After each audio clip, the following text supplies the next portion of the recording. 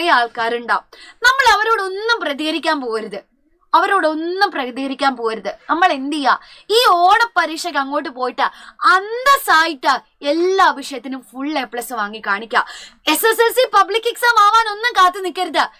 ഓണപരീക്ഷയിൽ നിന്ന് ഞെട്ടിക്കണം മക്കളെ. അപ്പൊ അവരുടെ മുഖത്ത് കാണുന്ന ആ ഒരു ഇവനിങ്ങനെ പഠിക്കായിരുന്നു, ശരിക്കും പഠിക്കായിരുന്നു എന്നുള്ളൊരു തോന്നലുണ്ടല്ലോ, അത് കാണുമ്പോ ഉണ്ടല്ലോ, അതാണ് ശരിക്കുള്ള വിജയം എന്ന് പറയുന്നത്. അവരുടെ ഉള്ളിൽ ഒരു നീറ്റൽ ഉണ്ടാവും. ആ നീറ്റലാണ് നമ്മുടെ ശരിക്കുമുള്ള പ്രതികാരം എന്ന് പറയുന്നത്.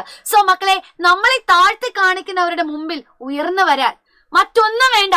നമ്മുടെ അമ്മയുടെ അച്ഛന്റെ മുഖത്തെ ആ ഒരു നിമിഷത്തെ സന്തോഷം കാണുന്നതിന് വേണ്ടിയിട്ട്, അതൊന്നുമില്ലെങ്കിൽ അതൊന്നും വേണ്ട, നമുക്ക് സ്വന്തമായിട്ട് വേണ്ടിയിട്ട്, നമുക്ക് വേണ്ടിയിട്ട്, നമ്മളെ താഴ്ത്തി പറഞ്ഞവരുടെ മുമ്പിൽ, ചിലപ്പോൾ നമുക്ക് പ്രതികരിക്കാൻ പറ്റാണ്ട് പോയവരുടെ മുമ്പിൽ, നമ്മളെ കുറച്ച് കാണിച്ചവരുടെ മുമ്പിൽ നമ്മൾ അങ്ങനെയല്ല, എന്നെ കൊണ്ട് സാധിക്കും എന്ന് നമുക്ക് വേണ്ടിയിട്ട്, നമ്മുടെ ആ കളഞ്ഞു പോയ സെൽഫ് റെസ്പെക്ട് തിരിച്ചു പിടിക്കുന്നതിന് വേണ്ടിയിട്ട് പഠിക്ക്.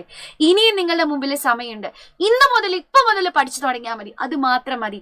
നമ്മൾ ഇവിടെ ക്ലാസ്സുകൾ ഉണ്ടാവും. നിങ്ങൾ ആ കറക്റ്റ് ആയിട്ടുള്ള ക്ലാസ്സുകൾ കൊണ്ട് പഠിക്കുക. നിങ്ങളുടെ കൂടെ തന്നെ ഉണ്ടാവും. കെമിസ്ട്രി മിസ്സസ് സാറ് സെറ്റാക്കി തരും. ഒന്നുകൊണ്ടും പേടിക്കേണ്ട.